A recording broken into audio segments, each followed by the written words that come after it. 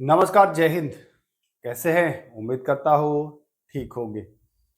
देखिए दोस्तों, आज हम लोग बिहार पुलिस के लिए फिजिक्स के लगभग 300 से 350 प्रश्नों को देखेंगे।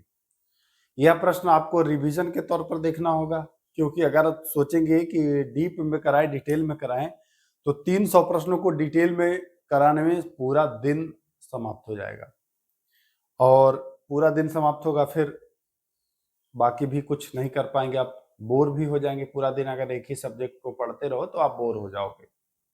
तो हम लोग फटाफट अंदाज में रिवीजन के तौर पर इसको प्रश्नों को देखेंगे। इतना तो तय है कि इन 300 प्रश्नों में बहुत सारे प्रश्न आपको एग्जाम में देखने को मिलने वाले हैं। इसमें कुछ सामान्य स्तर के प्रश्न हैं, कुछ मध्यम स्तर के और कुछ उच्च स्तर के प्रश्न हैं। सभी को हम लोग बारी बारी से देखेंगे, लेकिन थोड़ा सा फास्ट देखेंगे। ज्यादा डीप में बात नहीं करने वाले हैं, बस क्वेश्चन और आंसर करते हुए आगे बढ़ेंगे। कोशिश रहेगा कि डेढ़ घंटे से 2 घंटे के बीच इस वीडियो को समाप्त किया जाए। तो आइए शुरू करते हैं। देखते हैं पहला प्रश्न क्या कह रहा है। समतल दर्पण द्वारा प्रतिबिंब कैसा बनता है? समतल दर्पण द्वारा प्रतिबिंब जो बनता है वह कैसा बनता है? तो वह आभासी और सीधा बनता है। कैसा बनता है? आभासी तथा सीधा बनता है समतल दर्पण द्वारा प्रतिबिंब, आभासी और सीधा। आइए, समतल दर्पण द्वारा प्रतिबिंब बनने का जो आकार होता है वह वस्तु के बराबर होगा। जितनी बड़ी वस्तु उतना ही आकार। समतल दर्पण जो प्रतिबिंब बनाता है वह वस्तु से उतनी ही दूरी पर बनाता है। जैसे ये मान के चलिए कि दर्पण है, ये दर्पण है, अब यहाँ पर सामान है कोई रखा हुआ, तो जितनी दूरी ये है उतनी ही दूरी मिरर में आपको दिखाई देगा, ज्यादा नहीं दिखाई देगा, वस्तु के बराबर दिखाई देगा। ये चीजें आपको ध्यान में रखनी है। आइए आते हैं प्रकाश के सरल रेखा। देखिए, प्रकाश के सरल रेखा में चलने की वजह इसके किनारों पर मुड़ने की प्रवृत्ति दर्शाती है। प्रकाश को तो ये कहा जाता है कि सीधी रेखा में गमन करती है, लेकिन एक उदाहरण है, वो है प्रकाश का विवर्तन। इससे ये पता चलता है कि प्रकाश मुड़ भी जाती है, छोटे छिद्रों से प्रकाश मुड़ भी जाती है, वह पता चलता है विवर्तन के माध्यम से। ठीक ना? प्रकाश को तरंग के रूप में भी जाना जाता है। तरंग के रूप में जाना जाता है कैसे? तो विवर्तन के माध्यम से प्रकाश को तरंग के रूप में जाना जाता है। विवर्तन जैसी घटनाओं से प्रकाश को तरंग के रूप में जाना जाता है। आइए आगे आते हैं। पूछ रहा है कि इनमें से कौन सा दर्पण का भाग नहीं है? तो वक्रता केंद्र जो होता है वह दर्पण का भाग नहीं होता है। वक्रता केंद्र दर्पण का भाग नहीं होता है। वक्रता केंद्र जो है वह दर्पण का भाग नहीं होता है, ध्यान दीजिएगा। चलिए, अवतल दर्पण का उपयोग कहाँ कहाँ होता है? अवतल दर्पण और उत्तल दर्पण दो आपको पढ़ना है। एक पढ़ना है अवतल और एक पढ़ना है उत्तल। ये इनसे प्रश्न ज्यादा आपको दिखाई देते हैं, अवतल और उत्तल। ध्यान दीजिए, अवतल दर्पण का प्रयोग होता है टार्च में, सर्च लाइट में, वाहनों के अग्रदीप जो हेडलाइट होता है, गाड़ी में जो हेडलाइट होता है उसको उसमें होता है, सेविंग दर्पण यानी कि दाढ़ी बनाने वाला में, दंत विशेषज्ञ द्वारा मरीज के दांतों को बड़ा प्रतिबिंब देखने के रूप में, और सौर्य भट्टी में सूर्य की प्रकाश को केंद्रित करने में।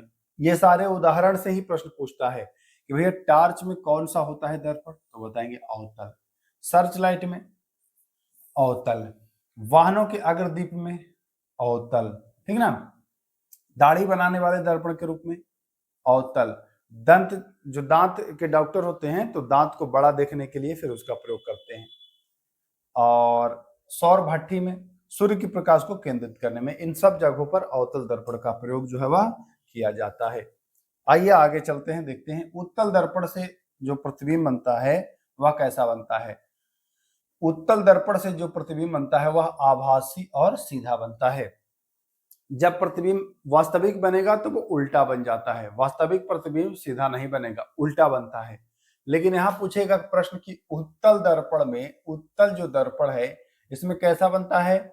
आभासी और सीधा प्रतिबिंब बनता है। उत्तल दर्पण का प्रयोग होता है वाहनों के विंग में।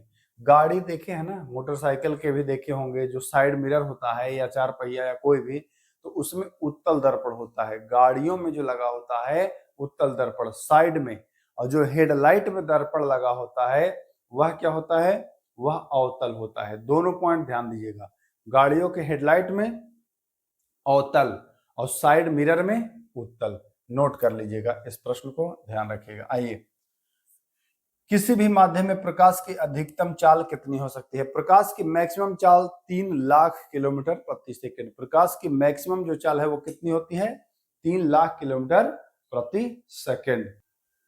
देखिए, वायु का अपवर्तनांक पूछता है, ये इंपॉर्टेंट है, ध्यान दीजिएगा। वायु का अपवर्तनांक क्या होता है? तो 1.0003 ये पूछता है, ध्यान रखिएगा। आइए थोड़ा सा और फटाफट अंदाज में स्पीड और बढ़ाते हैं। अब आते हैं बर्फ का गलनांक। तो बर्फ का गलनांक 1.31, जल का अपवर्तनांक, सॉरी अपवर्तनांक है, गलनांक नहीं। जल का अपवर्तनांक 1.33, एल्कोहल का पूछे तो 1.36, तारपीन के तेल का 1.47, और हीरा का, ये वाला पूछता है बहुत ज्यादा, हीरा का अपवर्तनांक 2.42। इसे सामान्यतः अभिसारी लेंस भी कहा जाता है। अभिसारी लेंस किसको कहा जाता है? तो उत्तल लेंस को अभिसारी लेंस भी कहा जाता है। आइए चलते हैं आगे। देखिए, लेंस से भी प्रतिबिंब बनता है। लेंस से प्रतिबिंब कैसे बनता है? तो प्रकाश के अपवर्तन द्वारा। पॉइंट नोट कर लीजिएगा, प्रकाश के अपवर्तन द्वारा इससे प्रतिबिंब बनता है। अवतल लेंस प्रतिबिंब कैसे बनाता है? तो अवतल लेंस सदैव आभासी और सीधा छोटा प्रतिबिंब बनाता है। अवतल लेंस, दर्पण की बात नहीं हो रही है, दर्पण में कुछ और बना रहा था, दर्पण में बड़ा बना रहा था, लेकिन लेंस में कैसा बना रहा है? आभासी बना रहा है, सीधा बना रहा है और छोटा भी बना रहा है। उत्तल लेंस की क्षमता कैसी होती है? तो पॉजिटिव होती है, धनात्मक होती है। मानव नेत्र में प्रतिबिंब कहाँ बनता है? तो दृष्टिपटल यानी रेटिना पर प्रतिबिंब बनता है। इंपॉर्टेंट पॉइंट है, ये पूछता है कि आंख में जो प्रतिबिंब बनता है वो कहाँ बनता है? तो बताएंगे, ये तो रेटिना पर बनता है। आइए, मानव नेत्र में प्रकाश जिस झिल्ली से होकर के नेत्र में प्रवेश करती है उसे क्या कहा जाता है? उसे कॉर्निया कहा जाता है। कॉर्निया या स्वच्छमंडल भी कहते हैं, ध्यान दीजिएगा। मानव नेत्र में पुतली के साइज को कौन नियंत्रित करता है? तो परितारिका, आइरिस नियंत्रित करता है। कौन? परितारिका या आइरिस नियंत्रित करता है, ध्यान देना है। रेटिना पर किसी वस्तु का प्रतिबिंब कैसा बनता है? तो वास्तविक और उल्टा बनेगा। रेटिना पर जो प्रतिबिंब बनता है यह वास्तविक और उल्टा बनता है, लेकिन फिर जब यहां से भेजता है मस्तिष्क इमेज बना के तो वो सीधा बना देता है। ध्यान रखिएगा, रेटिना पर किसी वस्तु का प्रतिबिंब कैसा बनता है? उल्टा बनेगा तो वो वास्तविक बनेगा, है ना। जैसे ही वास्तविक होगा तो समझिए कि ये उल्टा बन रहा है, वास्तविक इमेज सीधा नहीं बनता है। दूरदृष्टि दोष में लेंस की फोकस दूरी पर क्या प्रभाव पड़ता है? देखिए, दूरदृष्टि में दूर वाला दिखेगा, नजदीक वाला नहीं दिखेगा। तो दूर वाला कब दिखेगा? जब आपकी फोकस दूरी जो है वह क्या होती है? बढ़ जाती है। दूरदृष्टि दोष में लेंस की वक्रता त्रिज्या क्या होता है? तो वक्रता त्रिज्या जो है वह घट जाती है, ध्यान दीजिएगा। निकट दृष्टि दोष में फोकस दूरी उल्टा हो जाता है, दूर का उल्टा हो जाता है, फोकस दूरी घट जाती है ना। आइए, अभिनेत्र लेंस की वह क्षमता जिसके कारण वह अपनी फोकस दूरी को समायोजित कर लेता है क्या कहलाता है? समंजन कहलाता है। किसी वस्तु को स्पष्ट देखने के लिए आपको इसे अपने नेत्रों से कम कितनी दूरी पर रखना होगा? तो 25 सेंटीमीटर। देखिए, जब कुछ हमको ये देखना है, आप भी ऐसे करिए और नजदीक कर लीजिए तो ये स्पष्ट नहीं दिखाई देगा, एकदम नहीं दिखाई देगा। जब 25 सेंटीमीटर आएगा तो वो बिल्कुल स्पष्ट दिखाई देगा। जो स्पष्ट दर्शन की न्यूनतम दूरी होती है वह कितनी होती है? 25 सेंटीमीटर। और अधिकतम दूरी अनंत होती है। नेत्र का निकट बिंदु क्या होता है?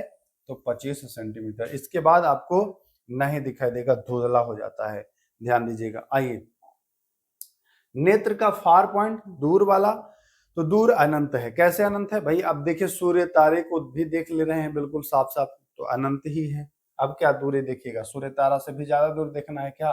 तो नेत्र का जो फार पॉइंट है वह क्या है? तो वह है अनंत, अनंत। मायोपिया होता है, मायोपिया मतलब निकट दृष्टि, निकट की दिखाई देगा, दूर वाला नहीं दिखाई देगा, समझ रहे हैं। निकट दृष्टि में निकट का दिखेगा, दूर का नहीं दिखेगा। इसमें निकट की वस्तु नजर आती है, दूर की वस्तु नजर नहीं आती है, इसको मायोपिया कहा जाता है। हाइपरमेट्रोपिया उल्टा इसका होता है, इसमें दूर की वस्तु नजर आती है और निकट की वस्तु नहीं नजर आती है। हाइपरमेट्रोपिया क्या है? दूर दृष्टि दोष है ना।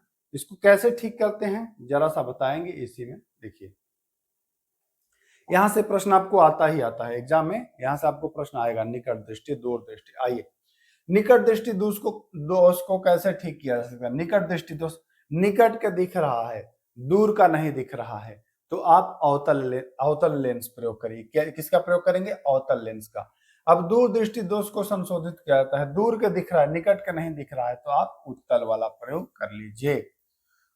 वह नेत्रदान नहीं कर सकता है जिसे, आपने सुना होगा ना कि आंख दान करते हैं, नेत्र दान करते हैं, तो कौन व्यक्ति नेत्रदान नहीं कर सकता है? जिसको एड्स हो, हेपेटाइटिस बी हो, हेपेटाइटिस सी हो, रेबीज हो, ल्यूकेमिया हो, टेटनस हो, मेनिंजाइटिस हो, मस्तिष्क शोध की वजह से मृत्यु हुई हो, ऐसे व्यक्ति जो हैं यह इनका आंख जो है वो नहीं रिसीव किया जाता है, डोनेट नहीं कर सकते हैं अगर इतनी बीमारियां हैं तो, है ना। क्यों? क्योंकि जान ही रहे हैं ये सब ऐसे फैल जाएगा। एड्स वाला अगर आंख दान करे तो जिसको दान करेगा वो भी समझ ही रहे हैं आप, चौपट हो जाएगा। तो ऐसे बीमारियां हैं जिनकी वजह से आप नेत्र दान नहीं कर सकते। आइए अब आपको लग रहा हो कि खाली प्रकाश और आंख से ही प्रश्न है क्या? नहीं नहीं, आगे बढ़ेंगे हम लोग, टॉपिक चेंज होगा, लगभग सब टॉपिक को टच किया गया है, परेशान मत होइए। जब प्रिज्म से श्वेत प्रकाश को गुजारा जाता है तो सबसे कम विचलित कौन होता है? तो सबसे कम विचलित लाल होता है। जब श्वेत प्रकाश को प्रिज्म से गुजारा जाता है तो सबसे अधिक विचलन हो जाता है बैंगनी का, इसीलिए आपको दिखाई देता है आसमान का रंग नीला, है ना, क्योंकि बाकी सब में नीला जो है वो विचलित हो गया है। लाल खतरे का संकेत होता है, क्यों? क्योंकि इसका विचलन कम होता है, दूर से भी एकदम अच्छा से दिख जाएगा, इसीलिए लाल का प्रयोग होता है। विचलन इसका कम होता है, प्रकीर्णन कम होता है, सीधा सा आंसर ये है। आइए सर्वप्रथम किसने सूर्य का स्पेक्ट्रम प्राप्त करने के लिए कांच के प्रिज्म का प्रयोग किया था? कांच के प्रिज्म का प्रयोग किया था न्यूटन के द्वारा। इंद्रधनुष बनता है सूर्य के विपरीत बनता है, सदैव बनेगा सूर्य के अपोजिट साइड पे, कभी भी सूर्य की दिशा में इंद्रधनुष जो है वो नहीं बनता है। नोट कर लीजिए, इंद्रधनुष कभी भी सूर्य की दिशा में नहीं बनता है, हमेशा विपरीत में ही बनता है। आइए आकाश में तारे टिमटिमाते नजर आते हैं, क्यों नजर आते हैं? तो प्रकाश के वायुमंडलीय अपवर्तन के कारण। आपको ध्यान देना है, तारा टिमटिमाता है अपवर्तन के कारण। आइए सूर्योदय वास्तविक सूर्योदय से पहले दिखाई देता है, कितना? तो 2 मिनट पहले दिखाई देता है। आकाश का रंग नीला, समुद्र के जल का रंग नीला होने का कारण क्या है? तो प्रकाश का प्रकीर्णन। ये सब एग्जाम में डायरेक्ट आपको प्रश्न पूछता है, डायरेक्ट पूछता है, कुछ भी चेंजेस नहीं होता है, डायरेक्ट आपको पूछेगा कि आसमान का रंग नीला क्या होता है? प्रकीर्णन के कारण। तो जब रंग का बात आए तो ध्यान रखिएगा, रंग की जैसे ही बात आए तो आपको प्रकीर्णन लगा देना है, बाकी सब भूल जाना है। रंग का बात आए तो लगा दिएगा प्रकीर्णन, सीधा आपका सही हो जाएगा। सूर्योदय तथा सूर्यास्त के समय सूर्य का लाल दिखाई, देखिए लाल ये भी रंग है, तो रंग जब आए तो भैया प्रकीर्णन हो जाएगा। अगर ना कुछ पता है तो रंग आए बता दीजिए भाई, आसमान नीला क्यों? तो रंग आया है, चलो प्रकीर्णन।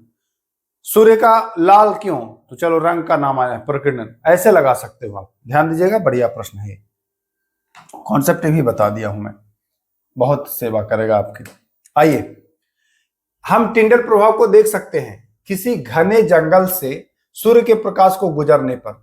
अच्छा आपने देखा होगा, कभी कभी घर में देखते हैं तो खिड़की से देखिएगा, सूर्य जब की प्रकाश आएगी तो लगेगा कि उसमें बहुत सारा धूल उड़ रहा है, वही टिंडल प्रभाव है, टिंडल इफेक्ट है। यदि पृथ्वी पर वायुमंडल ना हो तो आकाश का रंग कैसा दिखाई देगा? रंग की बात आई है तो ब्लैक दिखाई देगा, क्योंकि प्रकीर्णन होगा ही नहीं, है ना, काला दिखाई देगा सब रंग मिलके। अत्यधिक ऊंचाई पर उड़ते हुए अंतरिक्ष यात्री को आकाश का रंग कैसा प्रतीत होता है? क्योंकि ऊपर कुछ है नहीं और सारे रंग मिलकर के कैसा दिखाई देता है? काला दिखाई देता है।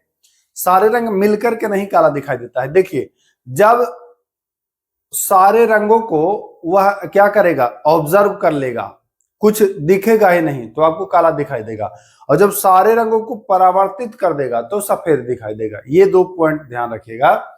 कि सारे रंग, जैसे ये आपको सफेद दिख रहा होगा ना, क्यों? क्योंकि सारे रंग आ रहे हैं और टकरा करके सारे रंग वापस हो रहे हैं, तो सारे जब रंग मिल जाते हैं तो सफेद हो जाता है।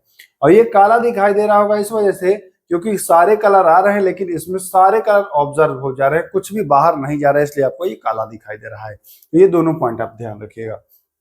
चलिए, खतरे का संकेत में जो लगा होता है रंग लाल, क्यों? तो जब हमने बता दिया है कि रंग का जैसे ही नाम आए तो बता देंगे कि आंसर प्रकीर्णन होगा, सीधा एकदम। कॉन्सेप्ट आपको ये रखना है दिमाग में कि जैसे ही रंग का नाम आए कि भैया रंग, तो आप बता दीजिए कि रंग है, तो चलो प्रकीर्णन पर हम लगा देते हैं। विद्युत आवेश की प्रवाह की दर को विद्युत धारा कहते हैं। विद्युत आवेश का एसआई मात्रक कूलाम है। क्लियर? चलिए आगे आते हैं। विद्युत धारा का एसआई मात्रक एम्पियर। विद्युत धारा का एसआई मात्रक जो है वो एम्पियर। डायरेक्ट एग्जाम में पूछता है कि विद्युत धारा का एसआई मात्रक क्या है ना। और ये जो अगला प्रश्न है एम्पियर वाला, ये तो पूछा भी है, ये वाला तो पूछा भी है भैया।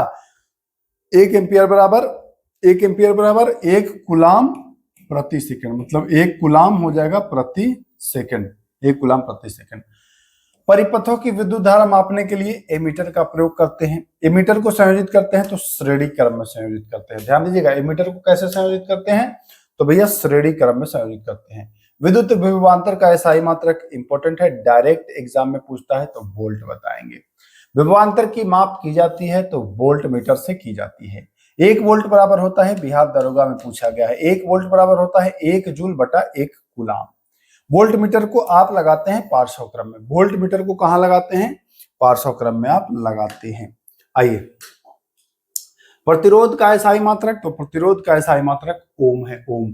1 ओम बराबर 1 वोल्ट बटा 1 एम्पियर। ये भी प्रश्न आपको पूछा गया है बिहार दरोगा में। 1 ओम बराबर 1 वोल्ट बटा 1 एम्पियर। यदि प्रतिरोध को आप दोगुना कर देते हैं तो विद्युत धारा क्या हो जाती है?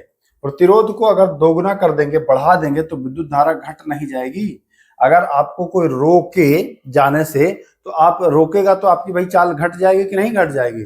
वही यहां भी होता है। प्रतिरोध अगर बढ़ा देंगे, रोक ना ज्यादा कर देंगे, तो वो आधा हो जाएगा।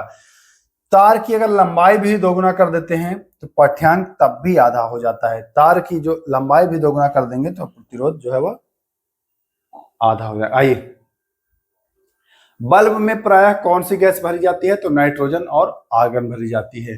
फ्यूज को जोड़ते हैं तो फ्यूज को श्रेणी क्रम में जोड़ते हैं। फ्यूज को कैसे जोड़ते हैं? श्रेणी क्रम में जोड़ते हैं। पूछता है ये वाला प्रश्न कि फ्यूज को जोड़ा जाता है श्रेणी क्रम में।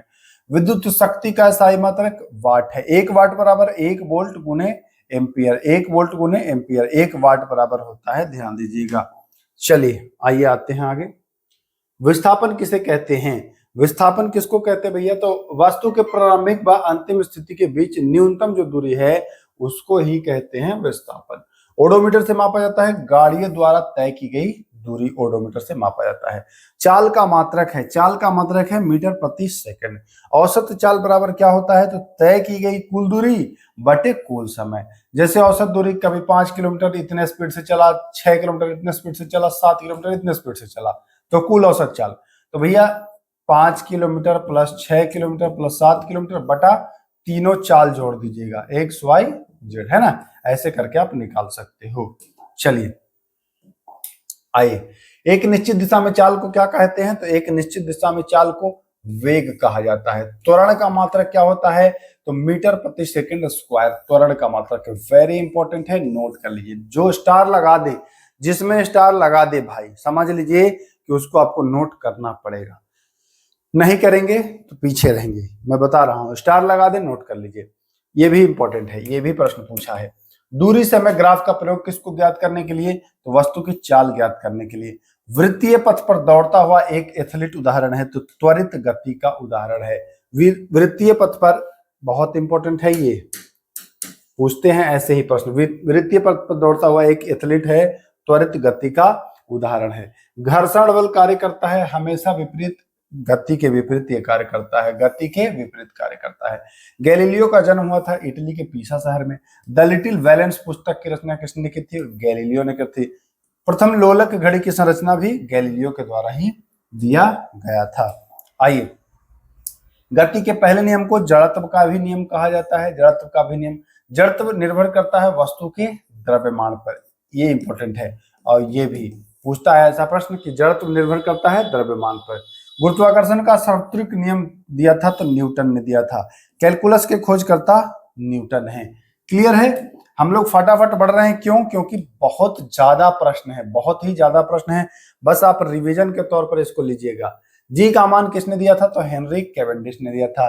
किस नियम से हमें यह ज्ञात होता है? F बराबर m में, है ना, फोर्स बराबर द्रव्यमान गुणे त्वरण, यानी कि मास और एक्सेलरेशन, फोर्स बराबर होता है ना। ये न्यूटन के दूसरे गति नियम से। वस्तु का भार निर्भर करता है इसके स्थान पर। आपने देखा है कि चंद्रमा पर वस्तु का भार कुछ और, पृथ्वी पर कुछ और, तो स्थान पर निर्भर करता है। ध्यान दीजिए, किस पर? स्थान पर। यह प्रश्न पूछा हुआ है। प्रति एकांक क्षेत्रफल पर लगने वाले बल को क्या कहते हैं? तो दाब कहते हैं। प्रति एकांक क्षेत्रफल पर लगने वाले बल को क्या कहते हैं भैया? तो दाब कहते हैं। किसी वस्तु की सतह से लंबवत, देखिए ये दरोगा में पूछा था, बिहार दरोगा में पूछा था 5 साल पहले ये प्रश्न। किसी वस्तु की सतह के लंबवत लगने वाले बल को क्या कहते हैं? तो प्रणोद कहते हैं, थ्रस्ट कहते हैं। किस वैज्ञानिक ने नहाने के टब में घुसने पर यूरेका यूरेका चिल्लाते हुए निकले? तो वह थे आर्किमिडीज। इन्होंने ही तैरने का नियम दिया था। इंपॉर्टेंट पॉइंट है। दुग्धमापी कार्य करता है आर्किमिडीज के सिद्धांत पर। लैक्टोमीटर वाला जो होता है वो कार्य करता है किसके सिद्धांत पर? तो आर्किमिडीज के सिद्धांत पर यह भी कार्य करता है। आइए चलते हैं आगे। गुरुत्वीय बल पृथ्वी तल से ऊंचाई बढ़ने पर क्या हो जाता है? तो गुरुत्वीय बल जैसे ऊंचाई बढ़ेगा तो गुरुत्वीय बल क्या हो जाएगा? कमने लगता है। पृथ्वी से ऊंचाई बढ़ने पर गुरुत्वीय बल जो है वह क्या होता है? तो भाई कमने लगता है, कम जाता है। बल का मात्रक क्या है? न्यूटन मीटर या जूल है इसका मात्रक। जैसे जैसे वस्तु नीचे गिरती है इसकी स्थितिज ऊर्जा भी कमने लगती है, लेकिन गतिज ऊर्जा इसकी बढ़ने लगती है। बड़े राशियों में ऊर्जा का मात्रक जो है वह किलोवाट घंटा है। बड़े राशियों में ऊर्जा का जो मात्रक है वह किलोवाट घंटा के रूप में मापा जाता है। इन तरंगों के माध्यम, देखिए ध्यान दीजिएगा, इस तरंगों के माध्यम के कणों का विस्थापन विक्षोभ के संचरण की दिशा के समानांतर होता है। बहुत इंपॉर्टेंट प्रश्न है। जैसे कण चले, है ना, विक्षोभ भी चलता है, अनुदैर्ध्य तरंग होता है। अनुदैर्ध्य तरंग, ध्वनि अनुदैर्ध्य तरंग का उदाहरण है। प्रकाश अनुप्रस्थ तरंग का उदाहरण है। ध्यान दीजिएगा। प्रकाश विद्युत प्रवाह की सर्वप्रथम खोज किसने की थी? तो हेनरी हर्ट्ज ने की थी, रुडोल्फ हर्ट्ज ने की थी। ध्वनि की चाल सबसे ज्यादा होता है ठोस में, फिर द्रव में और गैस में। सबसे कम गैस में होता है। निर्वात में तो बिल्कुल शून्य ही होता है ध्वनि की चाल। निर्वात में किस में होता है? शून्य ही हो जाता है। निर्वात में ध्वनि नहीं चल सकती है। हमारे मस्तिष्क में ध्वनि की संवेदना बनी रहती है 1/10 सेकंड तक बनी रहती है ध्वनि की संवेदना। आइए ध्यान दीजिएगा। स्टेथोस्कोप से हृदय की रोगी की धड़कन हम सुनते हैं। जैसे आपने देखा होगा डॉक्टरों को कान में आला लगाए हुए, और फिर वो धड़कन पर रखेगा और सुनेगा। कैसे सुनता है भैया? तो ध्वनि का बार बार परावर्तन होता है और वो सुन लेता है। पराश्रव्य तरंगे सुनता है डॉल्फिन, पराश्रव्य तरंगे सुन लेता है। चमगादड़ जो है वो उत्पन्न करता है पराश्रव्य तरंग और 20,000 हर्ट्ज से अधिक। और हम लोग सुनते हैं श्रव्य तरंग। श्रव्य तरंग में होता है 20 से 20,000 हर्ट्ज। अच्छा, 20,000 के जगह 20 के हर्ट्ज भी लिख देगा तो ध्यान दीजिएगा, 20 के मतलब 20,000, समझ ही रहे होंगे, ठीक है ना, क्योंकि कंफ्यूजन होता है कभी कभी। चलिए आइए, धातु के ब्लॉक पिंडों में दरार का पता लगाने के लिए पराध्वनिक का प्रयोग किया जाता है। किसका? पराध्वनिक का प्रयोग किया जाता है। इकोकार्डियोग्राफी में किसका प्रयोग? तो पराध्वनिक का प्रयोग किया जाता है। ध्वनि की चाल पर ताप का क्या प्रभाव पड़ता है?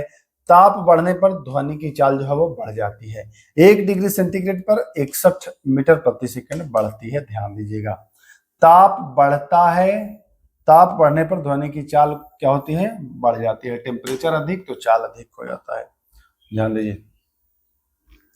ध्वनि की चाल पर आर्द्रता का क्या प्रभाव? नमी युक्त रात में ध्वनि की चाल अधिक होती है, मतलब आर्द्र ज्यादा होगा तो चाल बढ़ जाएगी। ध्वनि के लक्षण कौन है? प्रावर्ता, तरत्व और गूढ़ता, 3 लक्षण है। ध्वनि तेज तथा मंद सुनाई देती है, इसका कारण क्या है? प्रबलता। ध्वनि की प्रबलता व्यक्त करने का मात्रक क्या है? तो फोन। ध्वनि की प्रबलता व्यक्त करने का जो मात्रक है वह मात्रक क्या कहलाता है? तो फोन कहलाता है। आइए, वर्षा के बाद किसान अपने खेतों की जुताई कर देते हैं। क्यों कर देते हैं भैया? क्यों कर देते हैं? क्योंकि केस नली टूट जाए और जो नमी है वो बनी रहे। अगर केस नली नहीं टूटेगा तो नमी जो है वह वाष्पीकरण हो जाएगा ना, पानी अंदर का। तो इसलिए ध्वनि जब एक माध्यम से दूसरे माध्यम में जाती है तो उसकी क्या आवृत्ति नहीं बदलती है। वेरी इंपॉर्टेंट है, पूछता है कि क्या नहीं बदलता है, आवृत्ति नहीं बदलती है, जबकि चाल भी बदल जाता है और तरंगदैर्ध्य भी बदल ही जाता है। ध्वनि की चाल किस पर निर्भर नहीं करती है, तो आवृत्ति पर निर्भर नहीं करती है, क्योंकि देखिए आवृत्ति नहीं बदल रहा है, आवृत्ति पर निर्भर नहीं करती है ध्वनि की चाल, ध्यान दीजिएगा। आइए, ध्वनि की चाल पर दाब का क्या प्रभाव पड़ता है। दाब का, देखिए अभी ताप का प्रभाव पड़ रहा था, लेकिन दाब का प्रभाव नहीं पड़ता है। ध्वनि की चाल पर दाब का कोई प्रभाव नहीं पड़ता है। ध्वनि का तरंगदैर्ध्य की कोटि 1 मीटर की इसकी कोटि होती है। ताप किसे कहते हैं, जिस कारण से ऊर्जा स्थानांतर होती है उसे ताप कहते हैं। परम शून्य ताप, तो 0 केल्विन को परम शून्य ताप या -273.15 डिग्री सेल्सियस को परम शून्य ताप कहा जाता है। ठीक ना। पारा जमता है, पारा कितना पर जमता है, तो -39 डिग्री सेल्सियस पर जमता है पारा। वहीं अगर पूछता है कि अल्कोहल कितना पर जमता है, अल्कोहल -115 डिग्री सेल्सियस। अल्कोहल पूछे तो एक मिनट भाई, -115 डिग्री सेल्सियस पर। ठोस में ऊष्मा का संचरण कैसे होता है, तो ठोस में होगा वो चालन विधि से होगा। ध्वनि का मोटा या पतला होना निर्भर करता है तो इसके पिच पर यानी कि तारत्व पर निर्भर करता है। इतनी बातें आपको ध्यान में रखनी है। आइए चलिए आते हैं आगे। अब देखिए, ध्वनि की आवृत्ति अधिक होने पर तारत्व होता है, तो आवृत्ति अधिक होगा तो तारत्व भी क्या हो जाएगा, तारत्व भी अधिक होगा, तथा ध्वनि जो होगी वह पतली होगी। यानी कि जब पिच ज्यादा होगा तो ध्वनि पतली होती है। इसका मतलब महिलाओं का पिच ज्यादा होता है ना, तो ध्वनि पतली होती है, बड़ी तीखी टाइप की लगती है ना महिलाओं की ध्वनि। क्यों, क्योंकि पिच उनका अधिक होता है। वायुमंडल गर्म होता है, ये पूछता है कि वायुमंडल गर्म होता है। देखिए जो स्टार लगा दें उसको भाई जरूर नोट कर लेना। वायुमंडल गर्म होता है संवहन विधि के कारण। अच्छे अवशोषक ही अच्छे उत्सर्जक होते हैं, किर्चहॉफ के द्वारा ये बताया गया है। अच्छे उत्सर्जक ही अच्छे अवशोषक होते हैं। अशुद्धि मिलाने पर गलनांक क्या होता है, तो गलनांक घट जाता है। अशुद्धि मिलाने पर गलनांक जो होता है वह क्या होता है, तो गलनांक घट जाता है, ध्यान दीजिएगा। आइए अब आते हैं कि दाब। दाब बढ़ने पर क्वथनांक, अगर प्रेशर बढ़ता है तो क्वथनांक भी बढ़ जाता है। जैसे प्रेशर कुकर में आप देखते हैं, प्रेशर कुकर को बंद करिए तो ज्यादा जल्दी खाना बन जाता है। क्यों, क्योंकि दाब बढ़ जाता है और क्वथनांक भी बढ़ जाता है। जल को 100 डिग्री पर उबलना है, अब वो 100 से ज्यादा पर उबलेगा, खाना जल्दी। प्रेशर कुकर में खाना जल्दी पक जाता है क्योंकि दाब बढ़ने पर जल का क्वथनांक जो है वह बढ़ जाता है। ध्यान रखिएगा, पूछता है ये प्रश्न, ये इंपॉर्टेंट फेज चल रहा है ये वाला। किसने बताया कि जल में प्रकाश की चाल वायु में प्रकाश की चाल की अपेक्षा कम है, तो फूको के द्वारा बताया गया था। प्रकाश कैसी तरंग का उदाहरण है, तो प्रकाश अनुप्रस्थ तरंग का उदाहरण है, और ध्वनि अनुदैर्ध्य तरंग का उदाहरण है, तो ये भी आपको ध्यान देना है। आइए, प्रकाश विद्युत प्रभाव एवं क्रॉम्पटन सिद्धांत की व्याख्या किसने की थी, तो प्रकाश विद्युत प्रभाव या क्रॉम्पटन सिद्धांत आइंस्टीन के द्वारा किया गया था। वेरी इंपॉर्टेंट है, ध्यान रखोगे आप लोग। अल्बर्ट आइंस्टाइन को प्रकाश विद्युत प्रभाव की व्याख्या के लिए नोबेल कब मिला, तो 1921 में मिला था। ये पूछता है कि किसको प्रकाश विद्युत प्रभाव की व्याख्या के लिए मिला है, न्यूटन को कि आइंस्टीन को, तो ध्यान रखिएगा न्यूटन को मिला है आइंस्टीन को मिला है 1921 में। प्रकाश की चाल निर्भर किस पर करता है, तो माध्यम के अपवर्तनांक पर तो करता ही है। अपवर्तनांक ज्यादा होगा तो चाल कम हो जाएगा, है ना। जितना ज्यादा अपवर्तनांक उतना कम उसका चाल, ध्यान दीजिएगा। आइए, पहाड़ों पर खाना बनाने में अधिक समय लगता है। अभी हमने बताया था ना कि दाब बढ़ता है तो क्वथनांक बढ़ जाता है, दाब कमेगा क्वथनांक कम जाएगा। देखिए पहाड़ पर अगर आप ऊपर जाते हैं तो वहां वायु कम है, तो वायु कम है तो भाई दाब भी कम होगा, दाब कम होगा तो क्वथनांक घट जाएगा। पानी उबलना था 100 पर, अब उबलने लगेगा वो 80-90 पर ही। अब जब 80-90 पर उबलना शुरू हो जाएगा तो भाई ताप तो उसमें कम ही है, भले आप उबलने लगे। अब उबलने लगता है तो ताप नहीं बढ़ता है जल्दी, है ना। ताप नहीं बढ़ेगा तो पकेगा खाना देरी से, तो क्योंकि दाब कम होने के कारण क्वथनांक घट जाता है, ध्यान दीजिएगा। वेरी इंपॉर्टेंट है ये। अशुद्धि मिलाने पर द्रव का क्वथनांक, तो द्रव का क्वथनांक बढ़ जाता है, इंपॉर्टेंट है। अशुद्धि मिलाने पर द्रव का क्वथनांक जो है वह बढ़ जाता है। जैसे पानी में नमक मिला दीजिए तब भी देखेंगे आपका खाना जल्दी पक जाएगा। क्यों, क्योंकि क्वथनांक जो है वह बढ़ गया है। गुप्त ऊष्मा का एसआई मात्रक तो जूल प्रति केजी। गुप्त ऊष्मा का एसआई मात्रक क्या है? तो गुप्त ऊष्मा का जो एसआई मात्रक है वह है जूल प्रति केजी। ध्यान दीजिएगा गुप्त ऊष्मा का एसआई मात्रक। रेफ्रिजरेटर में प्रशीतक के रूप में किसका प्रयोग किया जाता है? तो प्रशीतक के रूप में फ्रियान का प्रयोग किया जाता है। ध्यान दीजिएगा। इसे शुष्क बर्फ के रूप में भी जाना जाता है। तो ठोस कार्बन डाइऑक्साइड को क्या जाना जाता है? शुष्क बर्फ के रूप में जाना जाता है। ठोस कार्बन डाइऑक्साइड, ठोस CO2 को शुष्क बर्फ के रूप में जाना जाता है। प्रकाश के तरंग सिद्धांत को किसने दिया था? तो क्रिश्चियन हाइगेंस ने दिया था। क्रिश्चियन हाइगेंस ने दिया था प्रकाश के तरंग सिद्धांत को। किस दर्पण का प्रयोग दाढ़ी बनाने में? तो दाढ़ी बनाने के लिए आपका प्रयोग होता है अवतल दर्पण। ध्यान दीजिएगा जरा सा, दाढ़ी बनाने के लिए अवतल दर्पण क्यों? क्योंकि अवतल दर्पण बड़ा प्रतिबिंब बनाता है। कैसा बनाता है? बड़ा। जब आप रखेंगे फोकस और पोल के बीच में अपने चेहरे को, तो प्रतिबिंब बड़ा बनाना शुरू करेगा। बड़ा बनाएगा तो दाढ़ी भी बड़ी होगी, आप अच्छे से बना पाएंगे। छोटे छोटे जो दाढ़ी छूट जाता है उसको भी सेव कर पाओगे, इसलिए अवतल दर्पण का प्रयोग किया जाता है। आंख, कान एवं नाक और दांत के डॉक्टर द्वारा प्रयोग किया जाने वाला। अच्छा देखिए, आंख को बड़ा देखना है तो कैसे? बड़ा दिखा रहा है ना अवतल। दांत भी देखना है तो बड़ा दिखाएगा अवतल दर्पण, तो प्रयोग करेगा वो अवतल दर्पण का, क्योंकि बड़ा दिखा रहा है वहां पर। चलिए, गाड़ी के हेडलाइट एवं सर्चलाइट में ये भी करा चुका हूं अवतल। सोलर कुकर में अवतल, गाड़ी के साइड मिरर में उत्तल, प्रकाश की निर्वात में चाल तो 3 लाख किलोमीटर पर सेकंड, ये मैं करा चुका हूं आपको पहले ही। आइए, सूर्य से धरती तक पहुंचने प्रकाश को कितना लगता है समय? तो लगभग 500 सेकंड का समय लगता है। प्रकाश वर्ष कहलाता है। निर्वात में, ध्यान दीजिएगा, निर्वात में, वायु में और कांच में नहीं, निर्वात में प्रकाश द्वारा 1 वर्ष में तय की गई दूरी। ऐसे आपको ऑप्शन देके फंसा सकता है कि प्रकाश किसी भी माध्यम में 1 वर्ष में तय की गई दूरी, तो नहीं, निर्वात में 1 वर्ष में प्रकाश के द्वारा तय की गई दूरी प्रकाश वर्ष कहलाता है। पारसिक का उपयोग किया जाता है। अत्यधिक लंबी खगोलीय दूरी को व्यक्त करने में पारसेक का प्रयोग किया जाता है। अत्यधिक कम दूरी अगर मापना है, बहुत कम दूरी मापना है, न्यूनतम दूरी मापना है, तो नैनोमीटर का प्रयोग कर लीजिए। किसका? नैनोमीटर का। दाब की इकाई क्या है भाई? तो दाब की इकाई पास्कल है। सोडियम प्रवर्तक लैंप में कौन सा दर्पण होता है? तो सोडियम प्रवर्तक लैंप में उत्तल दर्पण होता है। इंपॉर्टेंट है, ध्यान देंगे आप, है ना। चलिए, तरंगदैर्घ्य बढ़ने पर अपवर्तनांक घट जाएगा। तरंगदैर्घ्य बढ़ेगा, अपवर्तनांक घट जाएगा। किस रंग का अपवर्तनांक सबसे कम होगा? लाल का अपवर्तनांक सबसे कम होगा। सबसे ज्यादा किसका होगा? बैंगनी का सबसे ज्यादा होगा। आइए,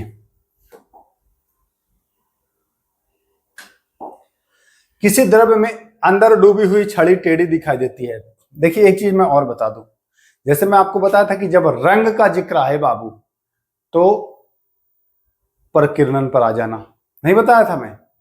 अब अगर वस्तु अपने जगह से अलग दिखाई दे, जो रियल ना हो, तब अपवर्तन पर आ जाना। कैसे? पानी में अगर आप छड़ डालते हैं तो सीधा छड़ भी टेढ़ा दिखाई देगा, दिखाई देता है ना, मतलब वास्तविक चीज नहीं दिख रहा है तो सीधा, लेकिन दिख रहा है टेढ़ा, तो वास्तविक ना दिखे तो अपवर्तन। देखते हैं सूर्य डूब जाता है तब भी आपको दिखाई देगा, यानी वास्तव में डूब गया है लेकिन दिखाई दे रहा है, वास्तविक से अलग दिखाई दे रहा है, तब भी अपवर्तन। समझ रहे हैं बात को? ये चीज समझ लीजिए। तारे टिमटिमा रहे हैं, तारा जो है वो टिमटिमाता नहीं है, स्थायी रहता है, लेकिन आपको दिख रहा है टिमटिमाते हुए, वास्तविक स्थिति नहीं दिख रही है ना, है स्थायी लेकिन दिख रहा है टिमटिम, तब भी आपका अपवर्तन। सूर्योदय के पहले एवं सूर्यास्त के बाद सूर्य का दिखाई देना।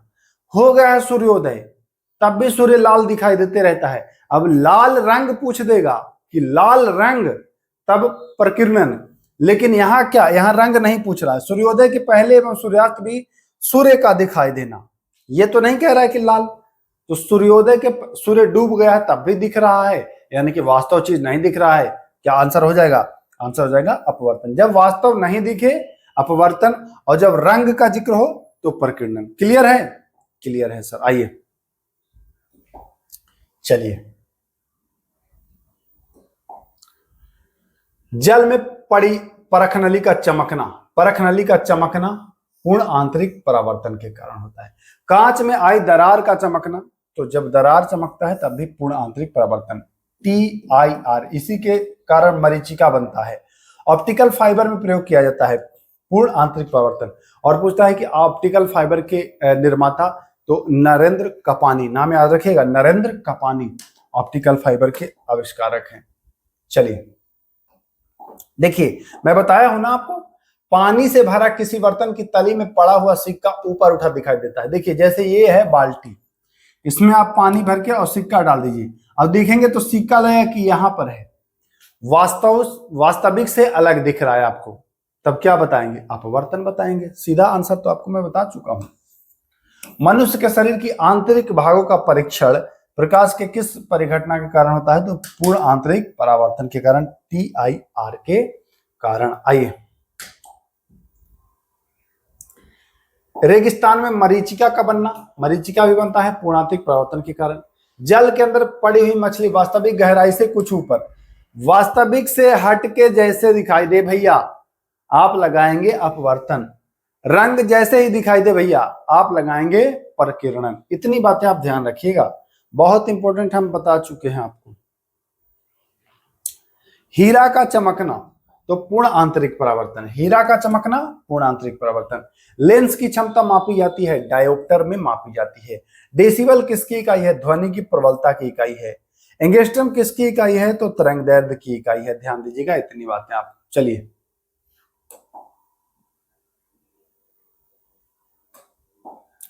नॉटिकल मील किसकी इकाई है? तो नौ संचालन में दूरी का। कैलोरी किसकी है? तो उष्मा का। वोल्ट किसका इकाई है? विद्युत विभवांतर का। ये प्रश्न इंपॉर्टेंट है, पूछता है। तापमान किसकी इकाई है? तो तापमान की इकाई क्या है? सॉरी, इकाई क्या है तो ये बता देंगे। आवृत्ति, आवृत्ति, आवृत्ति नहीं, आवृत्ति है। आवृत्ति की इकाई क्या है? तो हर्ट्ज है। पूछता है प्रश्न आवृत्ति की। जल का बहाव मापने के लिए क्यूसेक का प्रयोग किया जाता है। ओजोन परत की मोटाई मापने के लिए डाब्सन यूनिट इंपॉर्टेंट है, पूछता है ओजोन मोटाई। ज्योति फ्लक्स का एसआई मात्रक तो ल्यूमेन है। ज्योति फ्लक्स का एसआई मात्रक क्या है? ल्यूमेन है। चलिए, चुंबकीय प्रेरक की एसआई यूनिट टेस्ला है। चुंबकीय प्रेरक टेस्ला। समतल कोण, समतल कोण का एसआई यूनिट रेडियन है। अदिश राशि, इसमें सिर्फ परिणाम होता है, दिशा नहीं होती है। एग्जाम्पल के तौर पर दूरी, द्रव्यमान, तापमान, समय, चाल और विद्युत धारा, ये अदिश राशि के उदाहरण हैं। बल का एसआई मात्रक न्यूटन। ध्यान दीजिएगा, अदिश राशि वाला इंपॉर्टेंट है। अदिश राशि से प्रश्न आपको एग्जाम में पूछता है भैया, अदिश राशि का उदाहरण।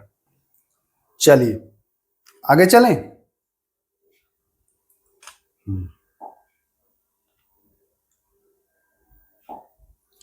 ठहरी हुई मोटर गाड़ी या रेलगाड़ी के अचानक चलने पर उसमें बैठे यात्री पीछे की ओर झुक जाते हैं, न्यूटन के किस गति नियम के कारण? तो देखिए ये समझिएगा, ये जब ठहरी पूछ रहा है तो बताएंगे प्रथम गति नियम।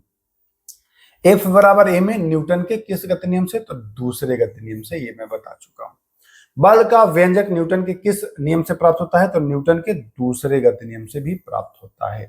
ठीक ना, ध्यान दीजिएगा। आइए, अभी अदिश राशि आपने पढ़ा था जिसमें परिणाम तो होता है, बाकी दिशा नहीं होती है। सदिश राशि में परिणाम भी होता है और दिशा भी होती है, दोनों होगा। इसका उदाहरण है त्वरण, विस्थापन, वेग। ठीक, ध्यान दीजिएगा। किसी वस्तु द्वारा एकांक समय में तय की गई दूरी क्या कहलाता है? चाल कहलाता है। किसी वस्तु द्वारा एकांक समय में एक निश्चित दिशा में अब अगर तय करते हैं तो वो वेग कहलाता है। निश्चित दिशा यानी कि दिशा तय है। आप देखें ना कि ये दिशा इसमें रहता है, तय रहता है, तो ये सदिश राशि है। अदिश में दिशा तय नहीं रहता है, तो ये ध्यान देना है आपको। चलिए, वेग में परिवर्तन की दर को क्या कहते हैं? तो वेग में परिवर्तन की दर को त्वरण कहते हैं। न्यूटन के किस नियम से गैलीलियो या जड़त्व का नियम? तो यह प्रथम नियम को कहते हैं। जब चलती हुई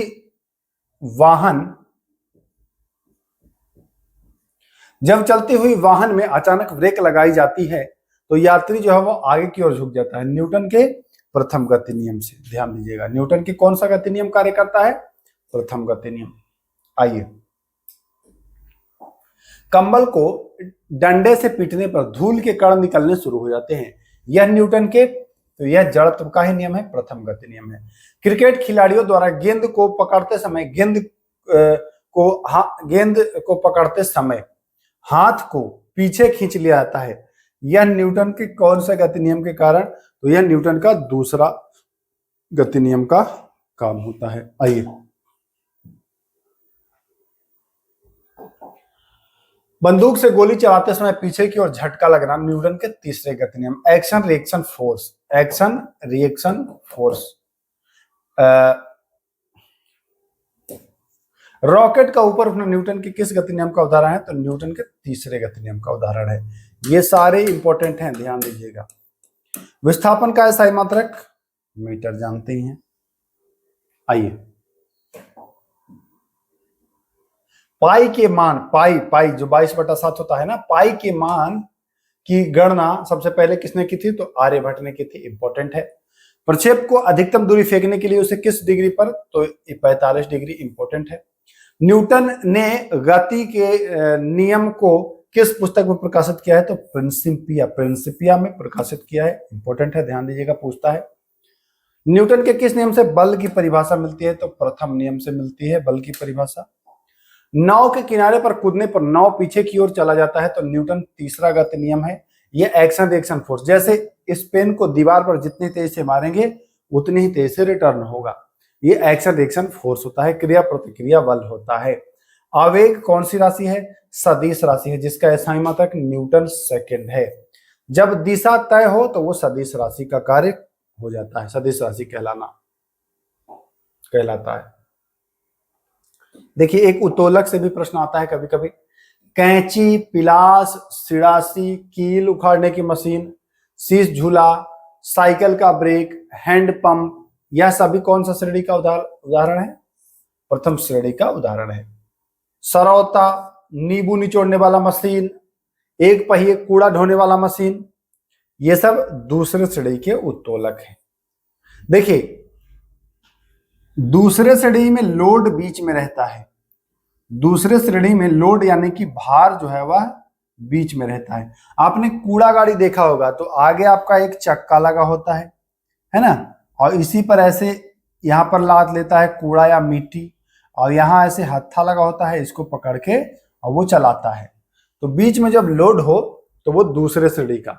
नींबू निचोड़ने वाला मशीन में देखिए, ऐसे रहता है ना, ऐसे, और यहाँ पर ये हत्था लगा रहता है, बीच में ऐसे नींबू डालने वाला रहता है बना हुआ, और इसी को एक यहाँ क्लिप लगा करके एक और ऐसे बना दिया जाता है। तो जब बीच में हो लोड, भार रखने वाला, तो वो द्वितीय श्रेणी का उत्तोलक हो जाता है। आइए,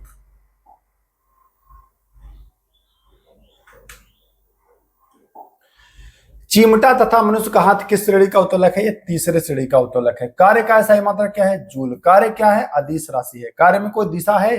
आपने काम किया, क्या दिशा है कुछ उसमें? डायरेक्शन नहीं ना, तो अदिश। कार्य बराबर बल गुने विस्थापन। आइए, बांध बनाकर इकट्ठा किए गए पानी में कौन सी ऊर्जा होगी? स्थितिज ऊर्जा होगी। घड़ी की चाबी में कौन सी ऊर्जा होती है? स्थितिज ऊर्जा होती है। स्प्रिंग या कमानी में संचित ऊर्जा है, वो स्थितिज ऊर्जा है। गुरुत्व बल के विरुद्ध संचित कौन सी ऊर्जा होती है? स्थितिज ऊर्जा होती है। स्थितिज ऊर्जा यानी पोटेंशियल एनर्जी बराबर होता है mgh। देखिए, गतिज ऊर्जा जब कोई चल रहा है तो गतिज ऊर्जा हो जाता है, ठीक है ना, गतिज ऊर्जा। और जब धरती से ऊपर उठ गया तो उसमें स्थितिज ऊर्जा भी आ जाती है। तो इसीलिए पूछता है कि उड़ते हुए विमान में कौन सी? तो भाई धरती से उठा है, स्थितिज ऊर्जा हो गई, और वो चल भी रहा है, यानी कि उसमें दोनों ऊर्जा होती है। ये पॉइंट भी नोट कर लीजिएगा, पूछता है एग्जाम में। आइए, ऊर्जा संरक्षण का नियम क्या है? ऊर्जा ना तो उत्पन्न होती है और ना ही उसको नष्ट किया जा सकता है। डायनेमो बदलता है, यांत्रिक ऊर्जा को विद्युत ऊर्जा में बदलता है। इंपॉर्टेंट है, ध्यान दीजिएगा। डायनेमो किसको बदलता है? यांत्रिक को विद्युत में बदलता है। मोमबत्ती में ऊर्जा का रूपांतरण होता है। रासायनिक ऊर्जा को प्रकाश एवं ऊष्मा ऊर्जा में मुक्ति बदल देता है। माइक्रोफोन बदलता है ध्वनि को विद्युत ऊर्जा में। ये बदलने वाला पूछता है एग्जाम में, कि कौन सी ऊर्जा को किस में बदलता है। आइए आगे चलते हैं। लाउड स्पीकर बदलता है, लाउड स्पीकर क्या? विद्युत ऊर्जा को ध्वनि ऊर्जा में। सोलर सेल बदलता है सौर ऊर्जा को विद्युत ऊर्जा में। ट्यूबलाइट बदलता है विद्युत ऊर्जा को प्रकाश ऊर्जा में। विद्युत मोटर, ये विद्युत से चलने वाला मोटर है भैया, तो विद्युत ऊर्जा को यांत्रिक ऊर्जा में, यांत्रिक को विद्युत में नहीं बदलेगा, कभी कंफ्यूजन मत पालिएगा, है ना। क्योंकि ये विद्युत मोटर है तो विद्युत से ही बदलेगा ये किसी अन्य चीजों में, ध्यान दीजिएगा इसको, अच्छा प्रश्न है। चलिए आगे चलते हैं।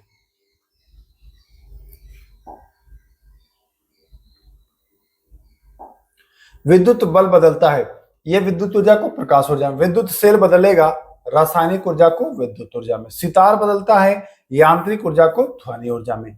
अगर संवेग को दोगुना कर देते हैं तो गतिज ऊर्जा, गतिज ऊर्जा क्या हो जाती है, 4 गुना, mv² होता है ना, mv², तो वेग को दोगुना करोगे तो दो दूना 4 गुना हो जाएगा। ये भी इंपॉर्टेंट है, ध्यान दीजिएगा, जो भी बता रहा हूं स्टार लगा के वो इंपॉर्टेंट है। कार्य करने की दर को क्या कहते हैं, तो शक्ति कहते हैं। शक्ति का ऐसा मात्रक वाट या अश्व शक्ति है। अश्व शक्ति किसकी इकाई के द्वारा दिया गया, तो जेम्स वाट के द्वारा दिया गया।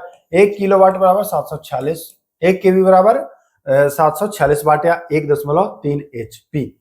सार्वत्रिक गुरुत्वाकर्षण नित्यांक का प्रायोगिक मान सबसे पहले तो कैवेंडिश ने दिया था, जी का मान जो मैं बता चुका हूं 1788 में।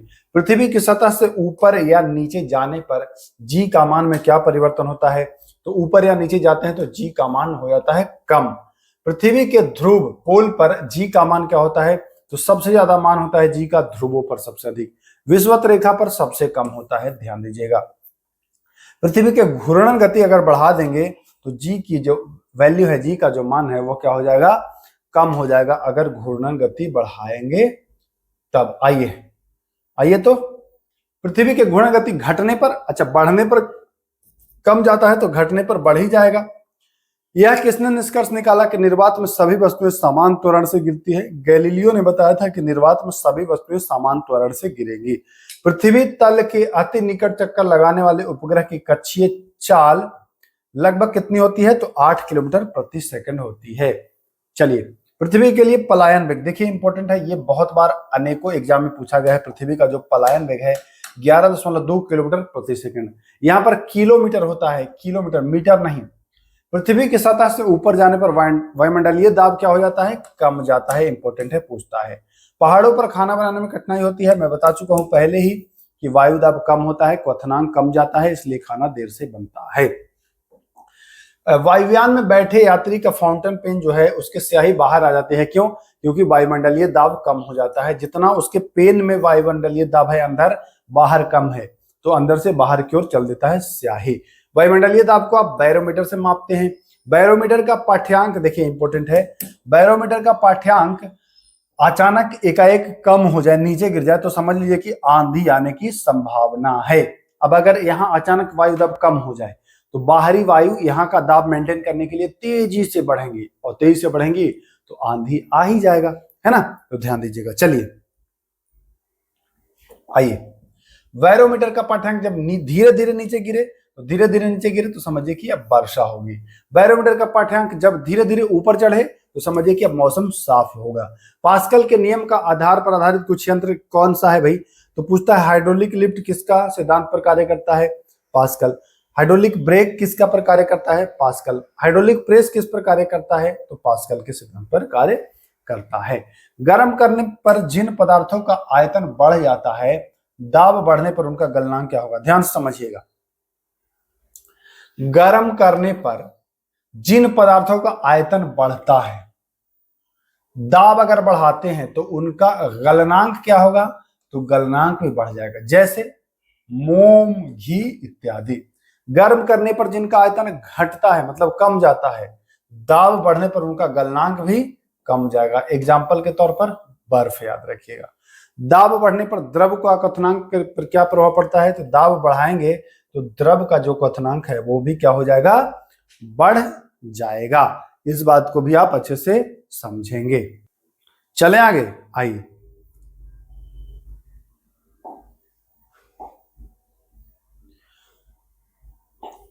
उत्प्लावन बल निर्भर करता है पिंड के आयतन एवं द्रव के घनत्व पर। उत्प्लावन बल किस पर निर्भर करता है, पिंड के आयतन और द्रव के घनत्व पर। जल का महत्तम घनत्व यानी कि अधिकतम घनत्व होगा तो 4 डिग्री सेल्सियस या 39.2 डिग्री फ़ारेनहाइट पर। अपेक्षित घनत्व को मापा जाता है हाइड्रोमीटर में। जब बर्फ समुद्र के पानी में तैरती है तो उसके आयतन का कितना भाग ऊपर रहता है, तो 1/10 भाग जो है वह ऊपर रहता है। दूध की शुद्धता पहले करा चुका हूं, लैक्टोमीटर। नमक के घोल में अंडा तैरता है, इसका कारण क्या है, नमक के घोल का घनत्व अधिक होता है। वस्तुएं एक दूसरे से, अच्छा इसको मैं दिखा रहा हूं नमक के घोल में कैसे तैरता है, इसको मैं दिखा रहा हूं आपको एक उदाहरण के रूप में। इसको तुरंत मैं आपको दिखा रहा हूं, देखिएगा अभी आपको दिखाऊंगा। देख लीजिए कैसे नमक के घोल में तैरता है, अभी आपको मैं दिखाऊंगा, तुरंत ही दिखाऊंगा। जैसे देखिए ये आपको ग्लास दिख रहा होगा, दिख रहा है ना, ये इसमें हम नींबू डालते हैं तो नींबू इसमें क्या हुआ, डूब गया, दिख गया, इसमें नींबू डूब गया। अभी इसको हम हटा देते हैं। अब देखिए एक घोल और लाते हैं जो नमक का घोल होगा, नमक का घोल होगा। अब इस घोल में हम नींबू को डालते हैं तो क्या हो जाता है, देखिए नींबू तैरने लग रहा है, तैर रहा है ना, उसमें डूब गया था, इसमें क्या हो रहा है, इसमें तैर रहा है। क्यों, क्योंकि भैया देखिए जल के घनत्व पर निर्भर कर रहा है। ये जल का घनत्व एक में अधिक था और एक में जल का घनत्व जो है वो क्या है, कम है, तो इस वजह से ऐसा हो रहा है। तो मैं उम्मीद करता हूं ये समझ रहे होंगे, है ना। उदाहरण स्वरूप मैं आपको दिखा भी दिया तो कोई दिक्कत आपको नहीं हुई, चीजों को आप संभवतः समझ भी गए होंगे। चलिए, नमक के घोल में क्यों तैर रहा है, क्योंकि घोल का घनत्व अधिक हो गया है। वस्तुएं एक दूसरे से चिपकती हैं, किस बल के कारण, आसंजक बल के कारण। पृष्ठ तनाव का एसआई मात्रक न्यूटन प्रति मीटर, पृष्ठ तनाव का एसआई मात्रक न्यूटन प्रति मीटर या जूल प्रति मीटर स्क्वायर होता है। ध्यान दीजिएगा, इंपॉर्टेंट है भाई। आइए, घुलनशील नमक मिलाने पर जल का पृष्ठ तनाव, तो जल का पृष्ठ तनाव क्या होगा, बढ़ जाएगा। केस नली में द्रव के ऊपर चढ़ने अथवा नीचे गिरने का कारण क्या है, पृष्ठ तनाव। लालटेन या लैंप की बत्ती में तेल का ऊपर चढ़ना किसका उदाहरण है, कैसिकत्व का उदाहरण है। ध्यान दीजिएगा। पेड़ पौधे की शाखा में तनों एवं पत्तियां तक जल आवश्यक लवण पहुंचने का कारण क्या है, तो कैसिकत्व है। सुई पतली सी पानी पर तैराई जा सकती है, इसका कारण क्या है, पृष्ठ तनाव। साबुन के घोल के बुलबुले बड़े होते हैं, इसका कारण क्या है, पृष्ठ तनाव। ये सब एग्जाम में डायरेक्ट ये सारे उदाहरण पूछता है आपको, इसीलिए मैं ये सारे क्वेश्चन करा रहा हूं, डायरेक्ट एग्जाम में पूछता है। पानी में मिट्टी के तेल छिड़क देने पर मच्छर जो होते हैं उनके लार्वा डूबकर मर जाते हैं, पृष्ठ तनाव कम जाता है। गर्म सूप या गर्म भोजन स्वादिष्ट लगता है, क्यों, पृष्ठ तनाव कम जाता है। एक आदर्श तरल की श्यानता कितनी होती है, तो 0 होती है, 0 होती है। जितने भी प्रश्न इधर करा रहा हूं सब इंपॉर्टेंट है, नोट कर लीजिएगा। ताप बढ़ने पर द्रव के श्यानता पर क्या प्रभाव पड़ेगा, तो श्यानता घट जाएगा। ताप बढ़ने पर गैसों की श्यानता जो है वो बढ़ जाती है। श्यानता का एसआई मात्रक है डेकापॉइज या पॉइजली या पास्कल सेकंड या नीटा। याद कर लीजिए, ये जितने भी बता रहा हूं पेज में सब इंपॉर्टेंट है, सारे के सारे इंपॉर्टेंट है भाई। चलिए, द्रव में प्रवाह की दर ज्ञात की जाती है, तो वेंचुरीमीटर से की जाती है। प्रति एकांक क्षेत्रफल पर लगने वाले बल को प्रतिबल कहते हैं। बल को क्या कहते हैं, प्रतिबल कहते हैं। यदि कोई लड़की झूला झूलते समय खड़ी हो जाए तो झूले का आवर्तकाल पर क्या प्रभाव पड़ेगा, कमेंट कर दीजिए क्या प्रभाव पड़ेगा। एक आध क्वेश्चन तो आपके लिए भी छोड़ना जरूरी है ना। चलिए, यदि कोई लड़की झूला झूल रही है और उसके बगल में कोई दूसरी लड़की आकर बैठ जाए तो आवर्तकाल पर क्या प्रभाव पड़ेगा, तो कोई प्रभाव नहीं पड़ेगा। एक लोला घड़ी को पृथ्वी से ऊपर या नीचे ले जाते हैं तो घड़ी कैसी हो जाती है, घड़ी सुस्त हो जाती है। आइए, किसी उपग्रह पर हम अगर लोला घड़ी को ले जाते हैं तो वह घड़ी काम नहीं करेगी। गर्मी के दिन में लोला घड़ी सुस्त हो जाती है, सर्दी के दिन में तेज चलने लगती है। तो सिंपल सी बात है, गर्मी में जब सुस्त होगा तो सर्दी में तो तेज चलेगा ही चलेगा। चंद्रमा पर लोला घड़ी का आवर्तकाल क्या होगा, बढ़ जाएगा। ध्वनि कैसी तरंग का उदाहरण है, अनुदैर्ध्य तरंग का उदाहरण है, पूछता है। सभी विद्युत चुंबकीय तरंगें बनी होती है तो फोटान की बनी होती है। प्रकाश के किस रंग की तरंग दैर्ध्य सर्वाधिक होगी, तो लाल रंग की तरंग दैर्ध्य सबसे अधिक होगी प्रकाश की, ठीक ना। आइए, कांच में प्रकाश के किस रंग का वेग सर्वाधिक होगा, तो लाल का सबसे अधिक होगा। कांच में किस रंग का वेग सबसे कम होगा, तो बैंगनी का सबसे कम होगा। प्राथमिक इंद्रधनुष में बाहर की ओर होता है तो लाल होता है। पानी पर साबुन की पतली फिल्म का सुंदर चमकना होता है प्रकाश के व्यतिकरण के कारण, है ना। आइए,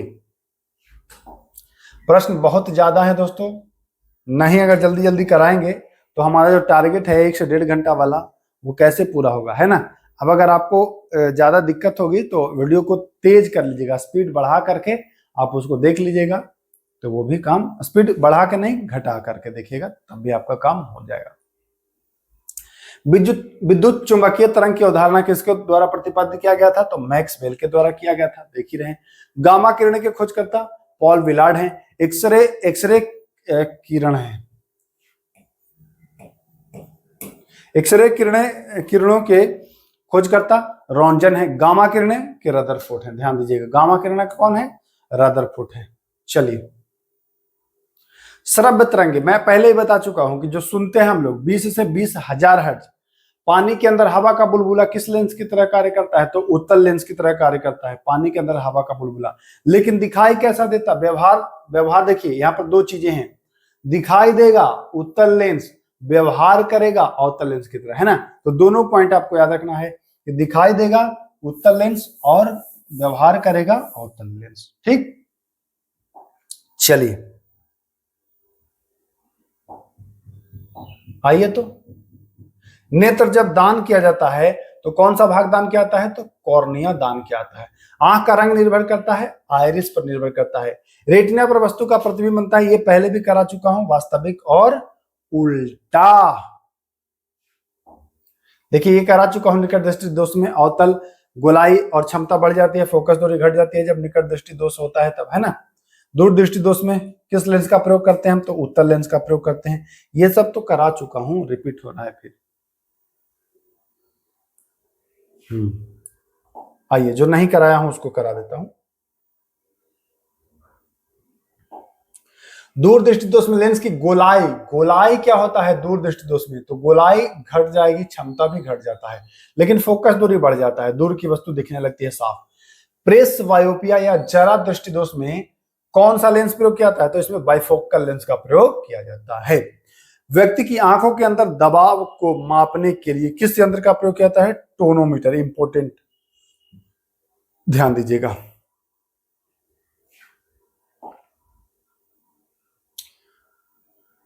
सूक्ष्मदर्शी में कौन सा लेंस लगा होता है, तो उत्तल लेंस लगा होता है, सूक्ष्मदर्शी में उत्तल लेंस लगा होता है। दूरदर्शी में, तो दूरदर्शी में भी उत्तल लेंस ही लगा होता है, ध्यान दीजिएगा। तड़ित चालक का आविष्कार बेंजामिन फ्रैंकलिन ने किया था, इंपोर्टेंट है। तड़ित चालक बना होता है किसका, तांबे का बना होता है, तो ये भी चारों आपको ध्यान रखना है।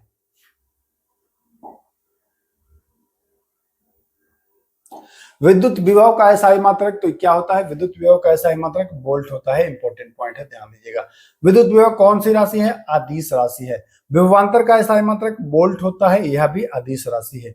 विद्युत धारा का एसआई मात्रक एम्पियर होता है, इंपॉर्टेंट है, ध्यान रखिएगा। अगर लाल गुलाब को हरा कांच के माध्यम से देखते हैं तो वह किस कलर का दिखाई देगा, तो वो काला दिखाई देगा। प्रकाश के व्यतिकरण को प्रयोगात्मक रूप में सबसे पहले किसने, तो थॉमस यंग का छिद्र वाला जो प्रयोग था उसमें ये पता चला है, व्यतिकरण वाला। विद्युत प्रतिरोध को मापने के काम आता है ओम मीटर, विद्युत प्रतिरोध को मापने के काम में आने आता है। आइए, आमीटर को जोड़ा जाता है, तो आमीटर को श्रेणी क्रम में जोड़ते हैं। किन्हीं दो बिंदुओं के बीच विभवांतर मापने प्रयोग किया जाता है, तो वोल्ट मीटर का। वोल्ट मीटर को हमेशा कैसे लगाते हैं, तो यह समानांतर क्रम में लगाया जाता है वोल्ट मीटर को।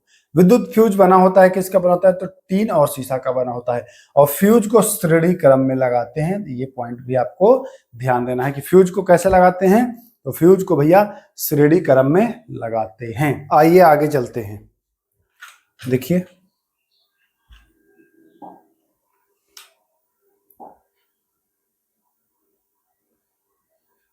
एक विद्युत फ्यूज में होना चाहिए, तो कैसा होना चाहिए, गलनांक इसका कम होना चाहिए।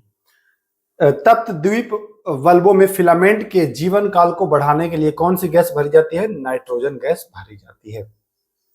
विद्युत परिपथ में विद्युत धारा की उपस्थिति बताने वाला यंत्र, तो गैल्वेनोमीटर है। कौन सा यंत्र है, गैल्वेनोमीटर है, ध्यान दीजिएगा।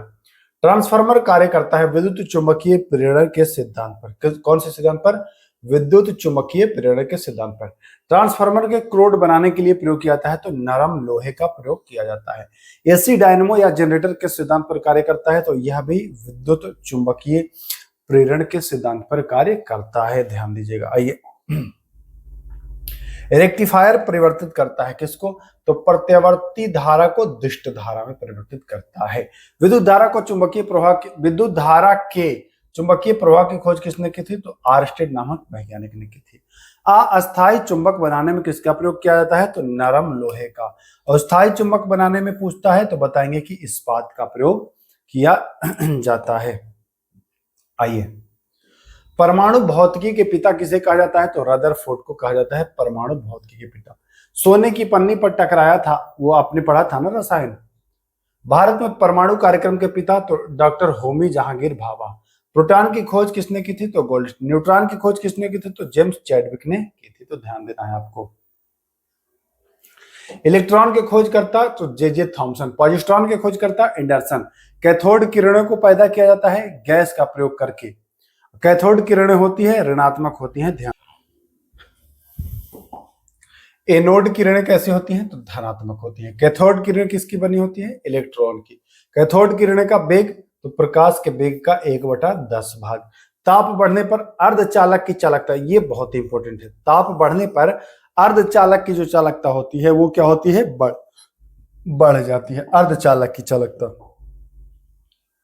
चलिए, ताप बढ़ने पर चालक की चालकता, तो चालक की चालकता जो है वह घट जाता है। चालक की चालकता क्या होता है? घट जाता है अगर टेम्परेचर बढ़ाते हैं तो। डायोड वाल्व की खोज फ्लेमिंग के द्वारा किया गया था 1904 में। ट्रायोड वाल्व का खोज करता 1907 में लीडी फॉरेस्ट के द्वारा किया गया था। तो ध्यान दीजिएगा। आइए, एलईडी प्रकाश उत्सर्जक डायोड का आविष्कार किसने किया था? तो निकोलो नयाक ने किया था। सौर सेल किस सिद्धांत पर कार्य करता है भाई? तो फोटो डायोड के सिद्धांत पर कार्य करता है। अति चालकता यानी सुपर कंडक्टिविटी की खोज किसने की थी? तो केमरलिंग ओन्स ने की थी। किसने की थी? केमरलिंग ओन्स ने। पारा कितने डिग्री पर अति चालक बन सकता है या बन जाता है? तो -268.8 डिग्री सेल्सियस या 4.2 केल्विन। रेडियो सक्रियता के दौरान निकलने वाली किरणों की पहचान किसने किया था? तो रदरफोर्ड ने किया था। सबसे कम वेधन क्षमता किस किरण की होती है? तो सबसे कम वेधन क्षमता जो होती है वो गामा किरणें की होती है। आते हैं आगे 334 नंबर। देखिए 350 प्लस 450 प्रश्न इसमें मिल जाएगा आपको। सबसे अधिक आयनन क्षमता किस किरणें की होती है? तो अल्फा किरणें की। रेडियो सक्रियता की खोज जीएम काउंटर ने किया था। थ्योरी ऑफ रिलेटिविटी अपेक्षिकता का सिद्धांत किसने दिया था? तो आइंस्टीन के द्वारा दिया गया था। किसके द्वारा? आइंस्टीन के द्वारा दिया गया था। आइए, मृत पेड़ों की आयु का अंकन करने के लिए कार्बन 14 का प्रयोग किया जाता है। सबसे पहले नाभिकीय विखंडन किसके द्वारा दिखाया गया? तो अमेरिकी वैज्ञानिक स्टार्स मैन तथा हॉर्न के द्वारा दिखाया गया था। परमाणु बम कार्य करता है किस सिद्धांत पर कार्य करता है?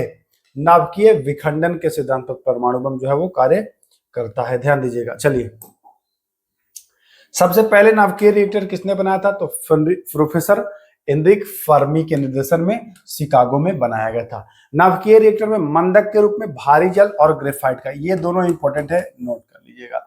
नाभिकीय रिएक्टर में नियंत्रक छड़ या कंट्रोलर के रूप में कैडमियम या बोरान की छड़ का प्रयोग किया जाता है, ये भी इंपॉर्टेंट है, ध्यान देना है आपको। आइए, सूर्य एवं तारों से प्राप्त ऊर्जा एवं प्रकाश का स्रोत है नाभिकीय संलयन। सूर्य और तारों में नाभिकीय संलयन होता है। हाइड्रोजन बम का विकास किया गया था 1952 एडवर्ड टेलर के द्वारा। या अनियंत्रित नाभिकीय संलयन पर कार्य करता है। हाइड्रोजन बम का विकास किसने किया था? एडवर्ड टेलर ने। ये दोनों एक ही प्रश्न है। परमाणु से 100 गुना अधिक शक्तिशाली होता है ये परमाणु बम से, हाइड्रोजन वाला, समझ लीजिए। इस उपकरण का प्रयोग वायु एवं गैस का भार तथा घनत्व ज्ञात करने के लिए एरोमीटर का प्रयोग किया जाता है। इसका उपयोग विद्युत धारा को मापने के लिए किया जाता है, आमीटर है। यह उपकरण हवा की शक्ति तथा गति को मापता है, एनीमोमीटर या विंड वेन कहते हैं इसको। आइए, अब हम लोग पहुंच रहे हैं, 7-8 पेज और है, किसी तरह से खींचते हैं। इस उपकरण का प्रयोग उड़ते हुए विमान की ऊंचाई मापते हैं, अल्टीमीटर से। इसके द्वारा वायुमंडल के दाब में होने वाले परिवर्तन को हम दर्शाते हैं, बैरोग्राफ से। इस उपकरण के द्वारा हृदय की गति की जांच की जाती है, कार्डियोग्राम कहते हैं जिसको। जलयानों पर समय का पता लगाने के लिए किस यंत्र का प्रयोग किया जाता है? तो क्रोनोमीटर का प्रयोग। इसका प्रयोग बारीक तारों का व्यास निकालने में, तो स्क्रू गेज का। इसके द्वारा रेखा गणित आकृति भिन्न भिन्न प्रकार के दिखाई देते हैं, कैलेडोस्कोप है ये। आइए, रेखा चित्र है, रेखा गणित नहीं। गैस का दाब ज्ञात करने के लिए तो नैनोमीटर का प्रयोग किया जाता है। पहिए वाली गाड़ी द्वारा चली गई दूरी मापने के लिए काम आता है ओडोमीटर काम आता है। ध्वनि लेखन के काम में आने वाला उपकरण तो फोनोग्राम है। यह पानी के अंदर चलने वाला छोटा जलयान है। कौन सा है भैया? तो सबमरीन है, सबमरीन। लूसेंट के भी बहुत सारे क्वेश्चन इसमें मिलेंगे। द्रव्य की सांद्रता ज्ञात करने में काम आता है विस्कोमीटर। रेडियम की खोज मैडम क्यूरी। क्वांटम सिद्धांत मैक्स प्लैंक के द्वारा दिया गया था। यह खोजकर्ता पूछता है तो बताएंगे। यह कृत्रिम मौसम उत्पन्न करने का काम आता है, काम आने वाला उपकरण है साइटोट्रॉन। यह वर्षा मापने के काम आने वाला यंत्र है रेन गेज। इस यंत्र का उपयोग विकिरण मापने के लिए किया जाता है रेडियोमीटर। यह भूकंप का पता लगाने का उपकरण है तो यह सिस्मोग्राफ है। इसी प्रदर्शन सिस्मोग्राफ है। यह किसी ऊंचाई को मापने का काम आता है, यह है सेक्सटेंट। ध्वनि की तीव्रता मापने का मात्रक है बेल। इसी का छोटा रूप होता है डेसिबल। मनुष्य की अधिकतम श्रव्य सीमा 95 डेसिबल। कान पर ध्वनि का प्रभाव रहता है तो 1/10 सेकंड तक रहता है। कितना सेकंड? 1/10 सेकंड तक। प्रतिध्वनि सुनने के लिए श्रोता एवं परावर्तक सतह के बीच न्यूनतम दूरी 17 मीटर होना चाहिए। दिन की अपेक्षा रात में ध्वनि अधिक दूरी तक सुनाई पड़ता है ध्वनि के अपवर्तन के कारण। गैस एवं द्रव में उष्मा का संचरण होता है संवहन विधि के द्वारा। आइए, इस उपकरण का प्रयोग घनत्व ज्ञात करने के लिए किया जाता है डेंसिटी मीटर। इस यंत्र का प्रयोग इंजन द्वारा उत्पन्न की गई शक्ति मापने में किया जाता है डायनेमोमीटर। यह यंत्र समुद्र की गहराई मापने के काम आता है फेदोमीटर। और यह आखिरी पेज है, 2 प्रश्न और है, 377 क्वेश्चन थे। इस यंत्र के द्वारा पानी की सतह पर तेल की उपस्थिति मापी जाती है ग्रेविमीटर से। यह पानी के अंदर ध्वनि तरंगों की गणना करने वाला मशीन है, वह है हाइड्रोफोन। देखिए, लगभग 400 प्रश्न हैं, लगभग 400 प्रश्न हैं। इसमें से बहुत ऐसे प्रश्न होंगे जो डायरेक्ट आपको एग्जाम में आएगा, डायरेक्ट आपको एग्जाम में आएगा। तो इसको ज्यादा रटने की कोशिश नहीं करना है, बस 1-2 बार रिवीजन कर लेना है फास्ट, तेजी से। आपको चीजें दिमाग में बनी रहेंगी। एग्जाम में जैसे आएगा ऑप्शन आप क्लिक कर दोगे। अब अगर सोचोगे सब याद कर लें तो समय बहुत लग जाएगा। याद करने की कोशिश नहीं करना है, आराम से इसको अच्छे से 1-2 बार देख लेना है, चीजें लगभग आपको दिमाग में बैठ जाएंगी। तो चलिए वीडियो को आप समाप्त करते हैं, फिर मिलेंगे। नमस्कार।